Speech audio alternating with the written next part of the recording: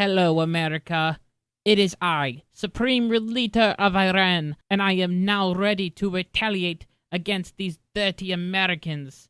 General, are the rockets ready to go? Sir, yes, sir. The rockets are ready to go, and Lord willing, we will kill many Americans. Wait a minute. Before you launch, make sure that no Americans are hurt in this attack. Sir, no Americans hurt. I thought that was the whole reason for this attack. Oh no, General. We would just launch a strike, maybe destroy some American buildings, and then that's it. We don't want to, make America angry or cause more war to happen. Okay, but won't the people be mad? No, they won't be mad. We will just have the media lie to them and tell them that 30 American soldiers were killed in the attack. Oh, sir, you sure put Supreme in Supreme Leader. Stop flattering me and launch those rockets. Pray that no Americans get hurt. I don't like that Donald Trump guy. I'm scared of him and believe that he will cause more havoc if we ever try to hurt an American citizen. Sir, the bombs are ready to go. Go ahead and launch them. Launch them away.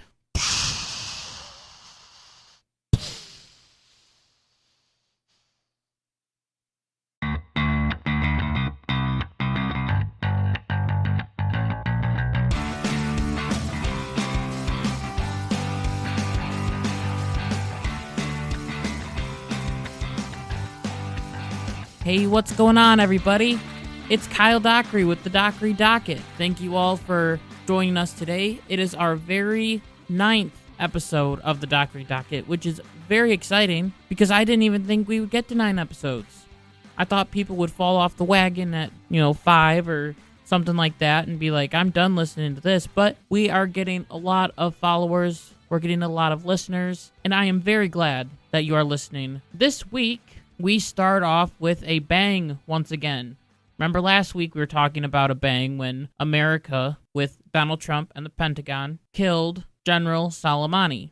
And we said last week that more than likely the Iranians were going to retaliate. And retaliate they did, as they sent in missiles from Iran to military bases in Iraq. So these missiles, they came, they blew up, and they hit our bases, and it only caused very, very minimal damage. But instantly, people started going crazy because the Iran news media said that they killed 30 Americans. And so that report came out, and, CNN, MSNBC, I believe it was more MSNBC, started reporting on this and saying that 30 American soldiers had died. And this was very serious. It was very important that we get this information correct, because if it's wrong, then you have people worrying for nothing. When Donald Trump wrote on Twitter, everything's okay, everything's fine. As of now, there's no deaths that we had, and people were commenting, how dare you say that? So it seemed that these missiles either missed their target, or Iran told the people at the military base that they were going to strike and get their people out. Which I think the second one is a more popular opinion, that they told them to get out. Trump thanked counterintelligence for sort of stopping this missile from killing Americans, because America knew that the missile was coming before they launched it. They knew that they were coming and they were going to retaliate. So Trump was very thankful that there was something there in place to sort of prevent anything bad from happening with these bombs. So the question is, why would Iran purposely miss? You would think that they would want to kill Americans. They have chanted death to America multiple times. This is their opportunity. They can completely kill 30 Americans and they can destroy them.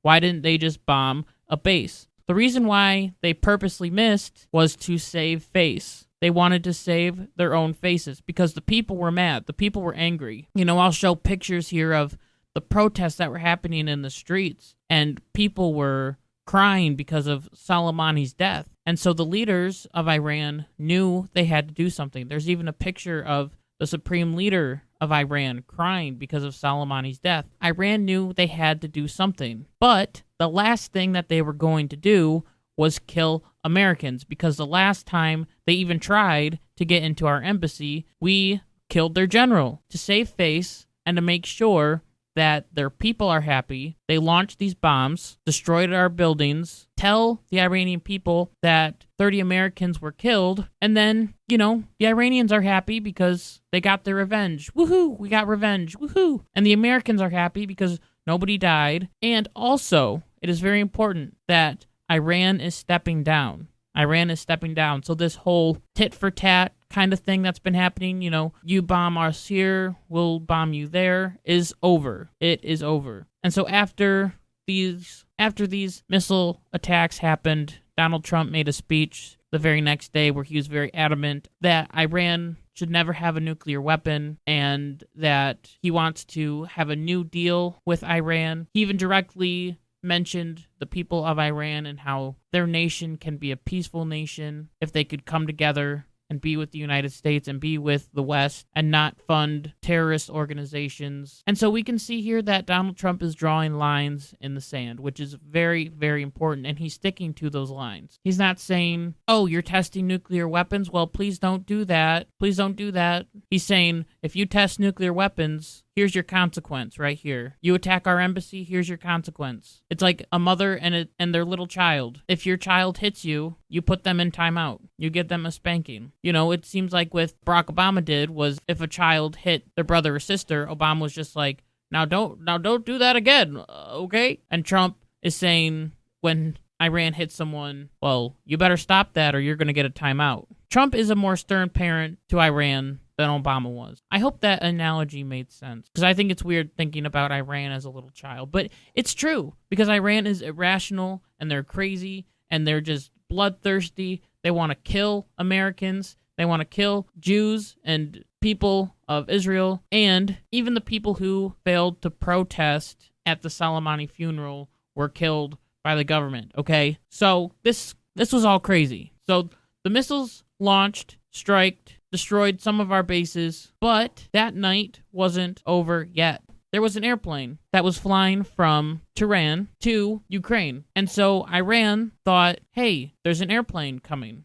Maybe it's American. And it was from their own airport. It was from Iran's own airport, and the Iranian government shot it down. Now, this was a very, very sad thing, because at first there were reports that the plane had technical difficulties and that's why it crashed, which this was debunked very easily, because when the plane hit the ground, instantly the Iranian government was trying to get the black box, which holds all the information inside of it. It says what the pilots were saying. It basically says what was happening on board, and they were trying to keep that black box away from the world. They were trying to keep this a secret from the entire world. And so they were just going to keep it and say, oh, no, nothing bad happened. It's okay. It's fine.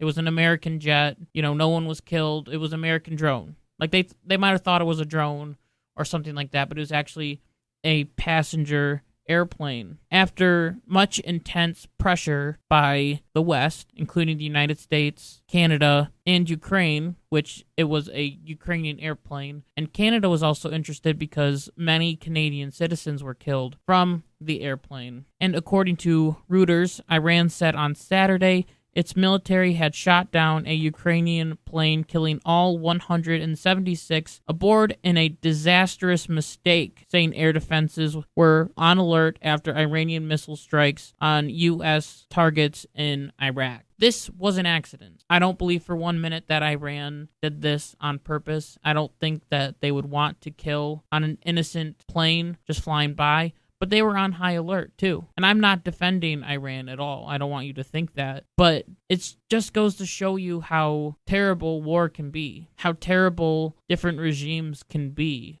when they are assuming that a plane flying over is an American. And they assume that everything is trying to harm them, everything is trying to kill them. And so they shoot down this passenger airplane, and they don't have enough intelligence, not meaning as in brain smarts, but meaning as in, radar and night vision and all this stuff to determine if it was a passenger aircraft or if it was a drone. Because drones are different than passenger aircrafts. Drones are much smaller. They're skinnier and they're different than an actual Boeing 767. So it was also reported that the general that gave the order to shoot down this airplane only had 10 seconds to make the decision on if he was going to actually shoot the missile that would destroy this airplane or not. And after this airplane went down and there's many people who were killed, this whole night was a mess. This whole night was a mess.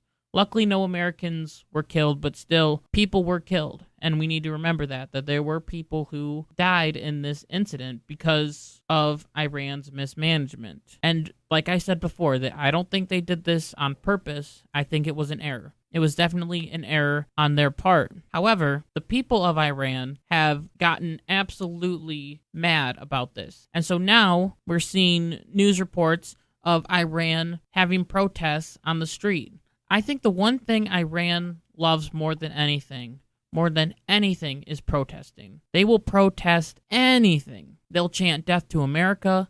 They'll chant death to Israel. And then, now, they're chanting death to the dictator, death to the unlawful, which is just insane to me. So, to recap all this, Iran attacks our embassy. So then America goes and kills their leading general. This makes the people angry. This makes the people mad.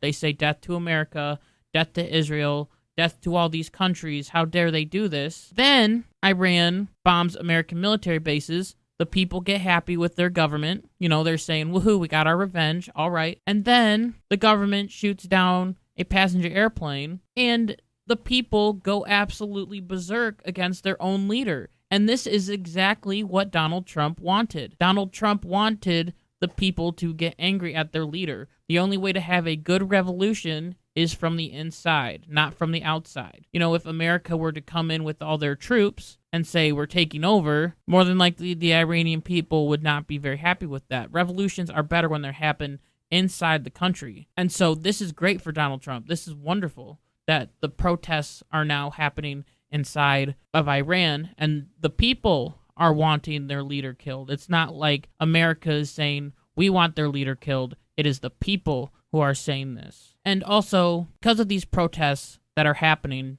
Donald Trump actually wrote on Twitter in Persian, which was very cool, I think. I mean, I don't think Trump speaks Persian, but he still had someone who knew how to do it, or he typed in Google Translate. But still, it is very important that he did this. He said, "To the brave and suffering Iranian people, I've stood with you since the beginning of my presidency, and my government will continue to stand with you. We are following your protests closely. Your courage is inspiring." So now we get this love with the Iranian people and Donald Trump, because if you want to have a revolution, you got to start from the inside. So this may lead to a whole revolution, and Donald Trump has also been writing other things in Persian on Twitter, talking about how Iran shouldn't shoot their own protesters, and Iran should respect their protesters. The Iranian government have been shooting at these protesters and killing them because they don't have the First Amendment like they do here, so we need to be very grateful for our First Amendment right. So after all this happened, after all of this, after the plane goes down, all the bombs were dropped, Donald Trump made a speech. And I already talked a little bit before about the speech and how I said that Donald Trump doesn't want Iran to have a nuclear weapon, and that he wants other countries to help us out with this whole incident that is happening. He wants the European Union to come in and help figure out what's going on in this situation, and to also step away from the Iran nuclear deal and make a new plan. So hopefully this will lead to better things coming on the horizon.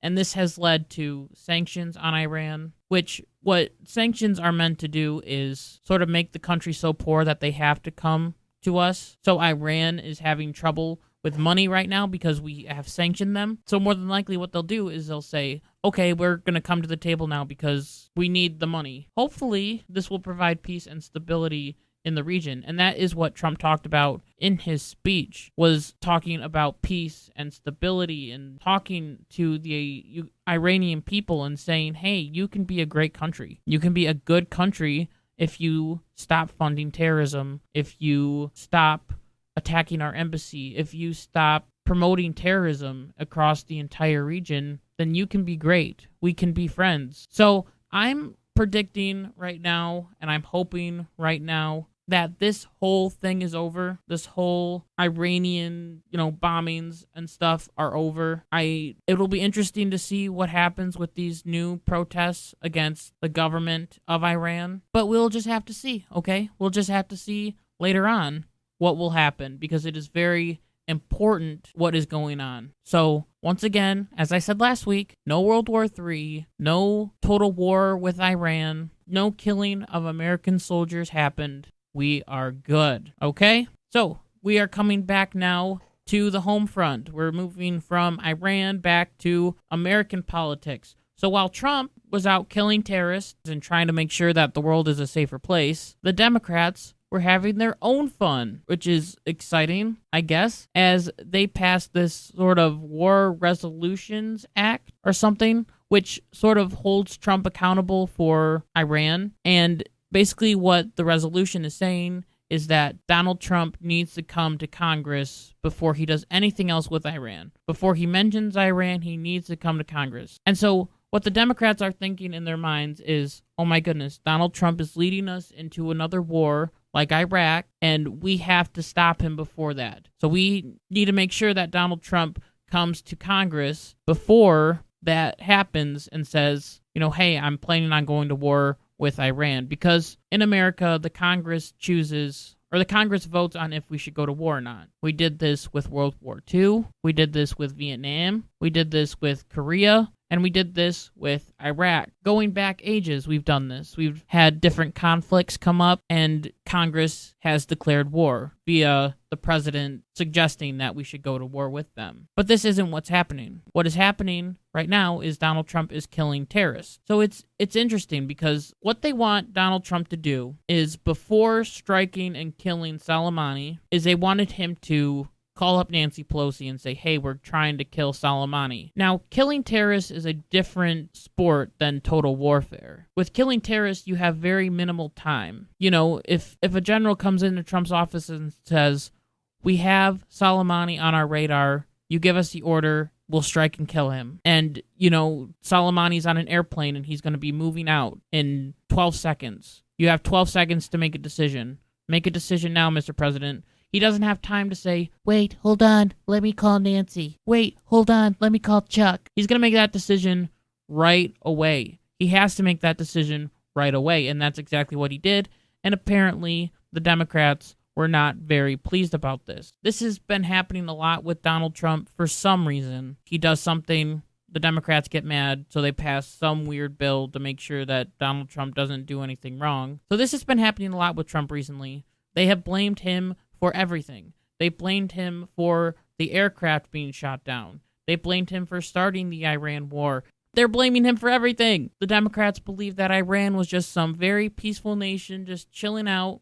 And then all of a sudden Trump came in and said, hey, we're going to kill your general, your innocent general. And now they hate us. Iran has hated us for a very, very long time. Also, when the military killed al-Baghdadi under Trump's command, guess who Trump didn't talk to? Congress. When the Obama administration killed Osama bin Laden, guess who they didn't talk to? Congress.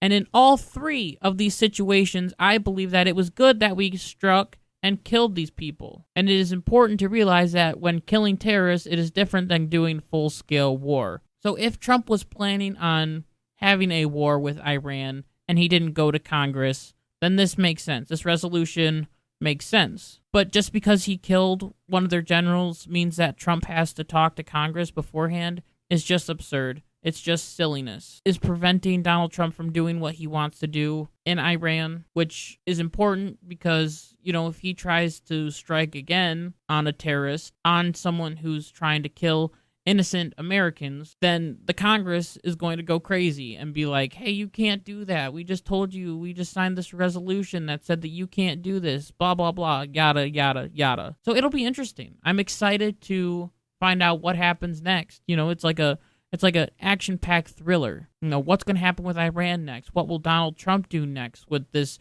new war clause? Apparently, he can't kill terrorists without talking to Nancy Pelosi first. Also, it's back, everybody. Impeachment. Woo! Impeachment is back in the news, which it's been so long since we talked about impeachment. maybe just one episode. But still, it's been a long time. We didn't talk about impeachment last week, so now we get to talk about it a little bit this week because it is finally back in the news. So, where we last left our articles of impeachment, we left them passed. Remember, we talked about how the articles were passed, and they are on Nancy Pelosi's desk. Have they moved since then? No. They have not moved off of Nancy Pelosi's desk. They haven't gone to the Senate like they're supposed to because Nancy Pelosi is nervous that not Chucky Schumer, but Mitch McConnell is a meanie head, and he's going to cause this vote to go rogue, and that more than likely Mitch McConnell is just going to kick the articles of impeachment out, which more than likely is what is going to happen.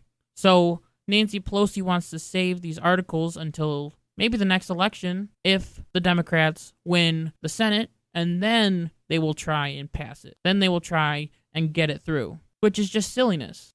It's interesting to think about with all these constitutional lawyers and stuff like that. How long can you hold a bill for? How long can you hold the impeachment proceedings for before Mitch McConnell just says, okay, those are being kicked out? If we have these articles of impeachment until Trump is reelected, if Trump is reelected, then can they just bring him back all of a sudden? Even though his, quote, crimes were super old and they really didn't do anything, they don't really matter anymore. You know, it's crazy, and it boggles my mind. And maybe I'll have to make a whole podcast about the articles of impeachment and how crazy they are and how holding them can cause a lot of different issues. So some are saying that these articles of impeachment are still on Nancy Pelosi's desk, but there are others who have also said that the impeachment articles are missing. And that is where we will go with our Babylon Bee article of the week. The article is titled, Pelosi Continues to Delay Impeachment, Hoping No One Realizes She Lost the Impeachment Certificate. While some have portrayed Speaker of the House Nancy Pelosi not sending the impeachment to the Senate as some sort of political strategy, it turns out that she's delaying because she hopes no one notices she lost the impeachment certificate certifying Donald Trump as officially impeached. We need to make sure this won't be a sham trial in the Senate, Pelosi told the press as she tried to casually look under some couch cushions. We will wait until we get proper assurances that we'll be able to call the witnesses we'll need, Pelosi stated as she headed for the Capitol, lost and found box. The impeachment certificate, which was issued when the House voted to impeach Trump, is the only thing that certifies Trump as impeached, and the trial can't move forward until the certificate is presented to the Senate. The certificate can't be copied, as it has a holographic sticker proving its authenticity, and if lost, ordering a new one takes at least 10 business days and costs $150. Pelosi was seen trying to recall when she had last spotted it. I remember seeing it near Alexandria Ocasio-Cortez. She was heard muttering to herself, I bet that idiot folded it into a hat. So I thank you so much for listening. You mean so much to me. And like my mom always says, be good, be kind, be loving. Goodbye.